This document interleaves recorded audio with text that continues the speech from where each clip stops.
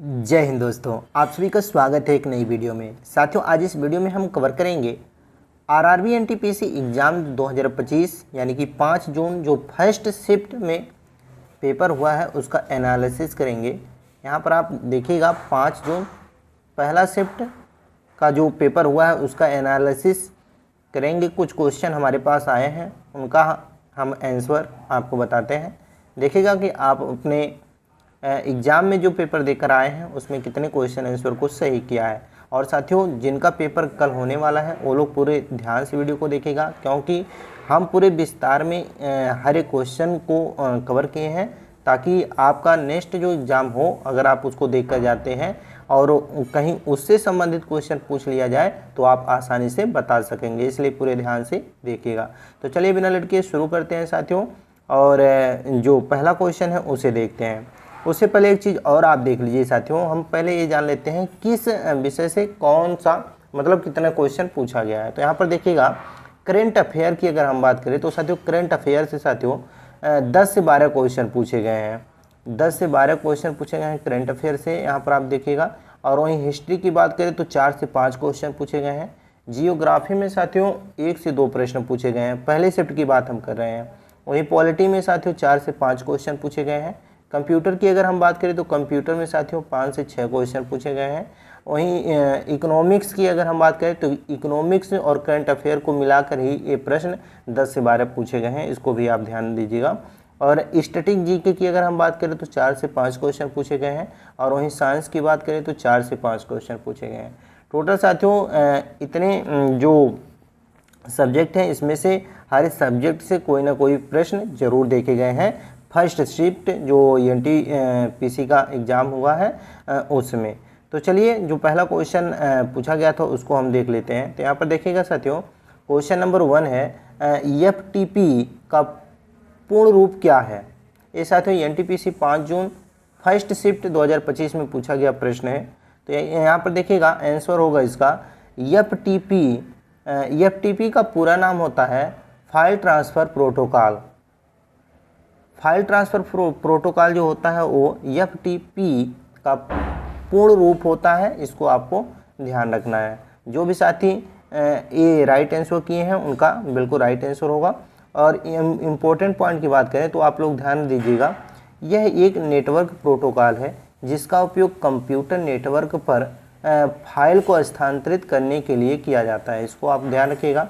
और यह आधुनिक संदर्भ में विंडोज में एफटीपी का उपयोग करता है, यानी कि ये जो होता है ये आधुनिक संदर्भ में विंडोज में एफटीपी फाइल का उपयोग करता है। और वहीं अगर हम बात करें तो नेटवर्क कंप्यूटर जो होता है, नेटवर्क कंप्यूटर पर रिमोट फोल्डर के लिए विंडो एक्सप्लोरर विंडो खोलने के सम्मान में भी इसका उपयोग किया जाता है। और यहाँ पर देखिएगा इंटरनेट पर एक कंप्यूटर जो एफटीपी एक्सेस की पेशकश करता है उसे एफटीपी होस्ट या एफटीपी सर्वर कहा जाता है। देखिए एग्जाम में ये प्रश्न पूछा जा सकता है एफटीपी होस्ट या एफटीपी सर्वर किसे कहा जाता है। तो यहाँ पर आप बता सकते हैं इंटरनेट पर एक कंप्यूटर जो एफटीपी एक्सेस की पेशकश करता है उसको एफटीपी होस्ट या एफटीपी सर्वर कहते हैं। तो इसको आप लोग ध्यान दे सकते हैं। नेक्स्ट क्वेश्चन की अगर हम बात करें तो यहाँ पर देखिएगा महिला प्रीमियर लीग 2025 किसने जीता। ये भी प्रश्न साथियों आज के ही यानी कि 5 जून फर्स्ट शिफ्ट 2025 में पूछा गया प्रश्न है। तो यहाँ पर देखिएगा जो महिला प्रीमियर लीग 2025 हुआ था वो उसका खिताब साथियों मुंबई इंडियंस ने जीता था। तो मुंबई इंडियंस जो भी साथी बताए हैं बिल्कुल राइट आंसर बताए हैं। यहाँ पर देखिएगा मुंबई इंडियंस ने दिल्ली कैपिटल को 8 रन से हराकर अपना दूसरा खिताब जीता, यानी कि मुंबई अभी तक 2 खिताब जीत चुका है। वहीं उप विजेता की अगर हम बात करें तो दिल्ली कैपिटल्स 3 बार उप विजेता रह चुका है। यहाँ पर देखिएगा हरमनप्रीत कौर ने शानदार अर्धशतक की पारी खेली थी। यहाँ पर जो हरमनप्रीत कौर हैं ये कप्तान थे, इन्होंने शानदार अपना अर्धशतक पूरा किया था, इसको ध्यान रखना है। यहीं पर देखेंगे महिला प्रीमियर लीग 2025 के खिताबी मुकाबले में मुंबई इंडियंस ने दिल्ली कैपिटल को 8 रनों से हराकर अपना दूसरा खिताब पूरा किया था, यानी कि जीता था। यहीं अगर हम नेक्स्ट पॉइंट की बात करें तो देखिएगा मुंबई के कप्तान हरमनप्रीत कौर की अर्धशतक की पारी के दम पर निर्धारित 20 ओवर में 7 विकेट खोकर 149 रन बने थे। अभी एग्जाम में ये भी प्रश्न पूछा जा सकता है कि प्रीमियर लीग 2025 में टोटल जो मुंबई जीता था उसने कितना रन बनाया था, तो 149 रन बनाया था। और वहीं देखिएगा जवाबी में दिल्ली कैपिटल ने 20 ओवर में 9 विकेट खोकर 141 रन बनाया था। अब यहीं पर उप विजेता नेक्स्ट शिफ्ट में पूछा जा सकता है कि महिला प्रीमियर लीग 2025 का उप विजेता कौन था, तो दिल्ली कैपिटल था जो 141 रन बनाया था और 20 ओवर में अपना 9 विकेट खोकर, इसको आपको ध्यान रखना है। चलिए नेक्स्ट क्वेश्चन देख लेते हैं। नेक्स्ट क्वेश्चन है भारत के लिए नियंत्रक एवं महालेखा परीक्षक CAG से संबंधित अनुच्छेद है। तो यहाँ पर देखिएगा हाल ही में संजय मूर्ति भारत के नए नियंत्रक एवं महालेखा परीक्षक CAG नियुक्त किए गए हैं। CAG के रूप में यह वर्तमान अध्यक्ष गिरीश चंद्र मुर्मू का स्थान लेंगे। इसमें एक चीज़ आपको बताना है, यहाँ पर पूछा है कि CAG जो है वो किस अनुच्छेद से संबंधित है। तो साथियों अगर हम बात करें तो साथियों 148 यानी कि अनुच्छेद 148 से अनुच्छेद 151 से संबंधित रखता है CAG, इसको आपको ध्यान रखना है। तो अनुच्छेद 148 से 151 से संबंधित रखता है। चलिए नेक्स्ट क्वेश्चन देखते हैं। नेक्स्ट क्वेश्चन पूछा गया था साबरमती नदी किस भारतीय राज्य से निकलती है, यानी कि साबरमती जो नदी है उसका उद्गम स्थल कौन सा राज्य है, ये भी प्रश्न पूछा गया था। और ये इसका राइट आंसर करिएगा राजस्थान राज्य से साबरमती नदी का उद्गम होता है। और नोट करिएगा साबरमती नदी जो है साथियों वो राजस्थान के उदयपुर जिले के कोटड़ी तहसील में अरावली पहाड़ियों से निकलता है। अब यहाँ पर देखिएगा साबरमती नदी जो है वो डूंगरपुर पाली सिरोही से होकर बहती है और गुजरात के साबरकांठा जिले से होकर संभात की खाड़ी में जाकर गिरती है, यानी कि बंगाल की खाड़ी में जाकर गिरती है। यहाँ पर मिस पॉइंट हुआ है। ये देखिए गांधीनगर जो है साथियों वो क्या है, गुजरात की राजधानी है, इसको तो आप सभी जानते हैं। और यह साबरमती नदी के किनारे स्थित है, इसको भी आपको ध्यान रखना है। और वहीं पर साबरमती नदी की सहायक नदियों की अगर हम बात करें तो वाकल, हाथमती, मजाम, वद्रक और सई, ये जो है ये साबरमती नदी की सहायक नदियाँ हैं, इसको आपको ध्यान रखना है। यहीं पर देखिएगा ये जो सेई है साथियों, सेई जो है इसका जो उद्गम है ये उदयपुर का पड़रन गांव के किनारे से इसकी उत्पत्ति होती है, जो कि गुजरात में साबरमती से आकर जुड़ता है। वहीं वाकल की अगर हम बात करें तो उदयपुर में गोंगुड़ा या तो गोंगुदा भी कह सकते हैं हम, गोंगुदा की पहाड़ियों से होकर गुजरती है और यह गुजरात में आकर साबर नदी में आकर मिलती है। वहीं वद्रक की अगर हम बात करें तो ये डोंगरपुर का जोहिरी गांव इसका मूल बिंदु है और ये भी आकर गुजरात में साबर नदी से आकर जुड़ता है। तो इसको आपको, इन तीनों पॉइंटों को आपको ध्यान से याद कर लेना है, क्योंकि आपके एग्जाम में इससे रिलेटेड क्वेश्चन पूछे जा सकते हैं कि सेई जो नदी है इसका उद्गम स्थल कहाँ है और ये किस नदी में जाकर मिलती है। इस प्रकार से क्वेश्चन पूछा जा सकता है। तो देखिएगा अगला क्वेश्चन हम देख लेते हैं। क्वेश्चन नेक्स्ट है 2011 में 97वें संशोधन अधिनियम ने सरकारी समितियों को संवैधानिक दर्जा और संरक्षण प्रदान किया। इस संदर्भ में इसने निम्नलिखित 3 परिवर्तन किए, ऐसा प्रश्न पूछा गया था। तो यहाँ पर देखिएगा इसमें 3 परिवर्तन कौन कौन से थे।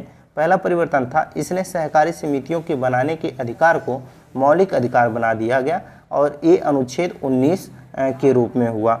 वहीं दूसरा जो था साथियों, इसमें सहकारी समितियों को बढ़ावा देने के संदर्भ में राजनीति का एक नया निर्देशक सिद्धांत शामिल किया गया। ये अनुच्छेद 143 बी में शामिल बी के रूप में शामिल किया गया। वहीं तीसरा है इसने संविधान को एक नया भाग 9B जोड़ा जिसका शीर्षक सहकारी समितियां हुआ और अनुच्छेद 243 ZH से अनुच्छेद 243 ZT तक टी में इसको शामिल किया गया। तो इसको आपको ध्यान रखना है। चलिए नेक्स्ट क्वेश्चन देख लेते हैं। नेक्स्ट क्वेश्चन पूछा गया था भारत का पूर्वी तटीय मैदान कहाँ स्थित है?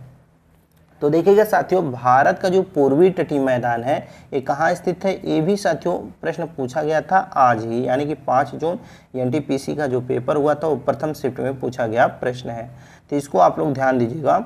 यहाँ पर देखिएगा भारत का पूर्वी तटीय मैदान दक्कन पठार के पूर्वी भाग और बंगाल की खाड़ी के बीच स्थित है, इसको आपको ध्यान रखना है।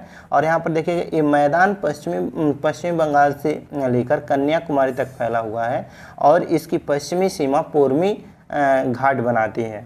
और नेक्स्ट पॉइंट है, यह मैदान पश्चिमी बंगाल उड़ीसा सीमा के साथ सुवर्ण रेखा नदी से कन्याकुमारी तक फैला हुआ है।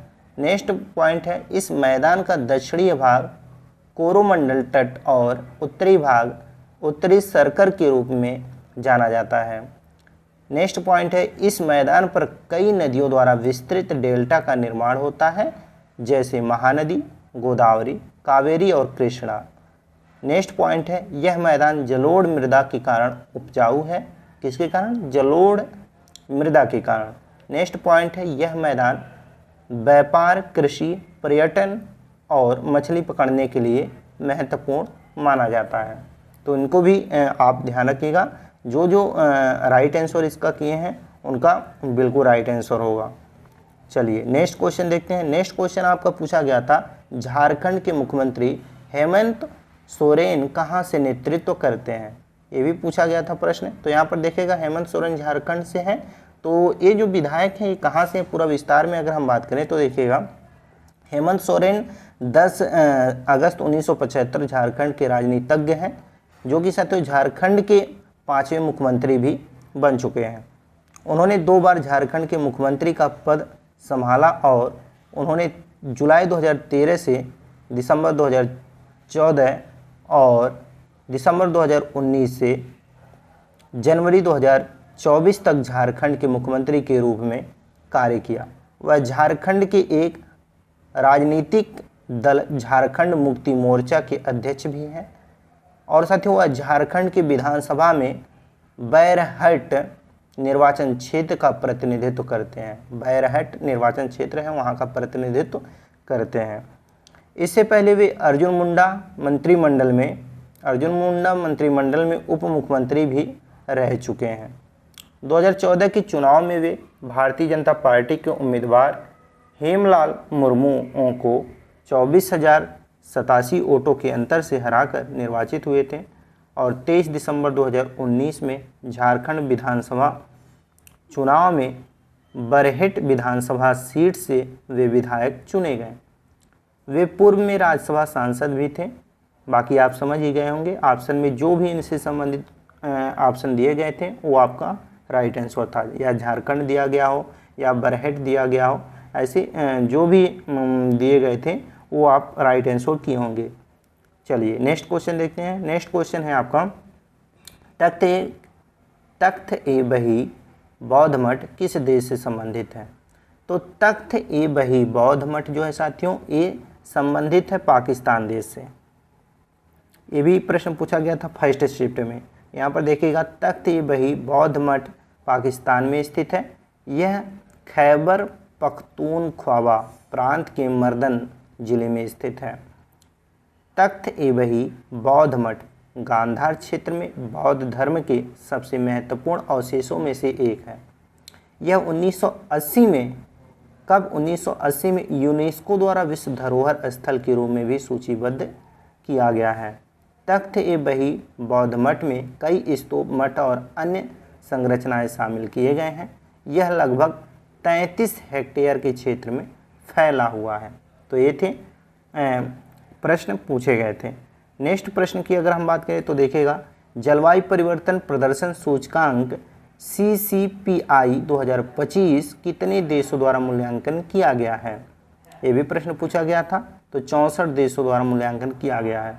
यहाँ पर देखिएगा, यदि ऑप्शन में 64 नहीं दिया होगा और आप 63 दिया होगा, 63 किए होंगे तो भी आपका सही होगा, पर अगर 64 दिया होगा तो 64 ही राइट आंसर होगा। यहाँ पर देखिएगा, जलवायु परिवर्तन प्रदर्शन सूचकांक CCPI में 63 देशों और यूरोपीय संघ को शामिल करके कुल 64 कुल 64 देशों का मूल्यांकन किया गया था।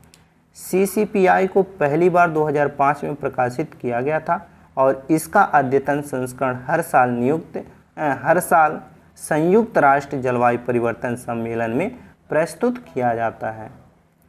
ये भी प्रश्न पूछा गया था। ये थे साथियों कुछ महत्वपूर्ण प्रश्न जो आपके NTPC एग्ज़ाम 5 जून को हुआ है उसके फर्स्ट शिफ्ट में पूछा गया था। और अगर और भी प्रश्न पूछे गए थे और आप एग्ज़ाम देने गए थे तो उसका अगर आपको क्वेश्चन याद हो तो आप हमारे इस व्हाट्सएप नंबर पर 6387 320834 इस व्हाट्सएप पर आप भेज सकते हैं ताकि नेक्स्ट वीडियो जो हम अपलोड करें बनाएं तो आपका क्वेश्चन हम उस वीडियो में शामिल कर सकें। तो आप लोग इस पर व्हाट्सएप ज़रूर करिएगा, अपना पेपर देकर आइएगा। तो उम्मीद करता हूं आप लोगों का जो एग्ज़ाम आज हुआ है वो काफ़ी अच्छा गया होगा। बाकी आप लोगों को आज का जो ये फर्स्ट शिफ्ट का एनालिसिस है ये कैसा लगा नीचे कमेंट में ज़रूर बताइएगा। और नेक्स्ट डे जब आप अपना पेपर देने जाइएगा तो जो क्वेश्चन आएगा उसको नोट कर लीजिएगा और हमारे इस व्हाट्सएप पर आप लोग मैसेज ज़रूर कर दीजिएगा ताकि जब हम वीडियो में एनालिसिस करें तो आपके उस क्वेश्चन को भी कवर कर सकें। तो चलिए इसी के साथ मिलते हैं नई वीडियो में। अगर आपको क्लास अच्छा लगा हो तो क्लास को लाइक कर दीजिए और चैनल पर पहली बार आए हो तो चैनल को सब्सक्राइब कर दीजिए। तो चलिए नई वीडियो में मिलते हैं।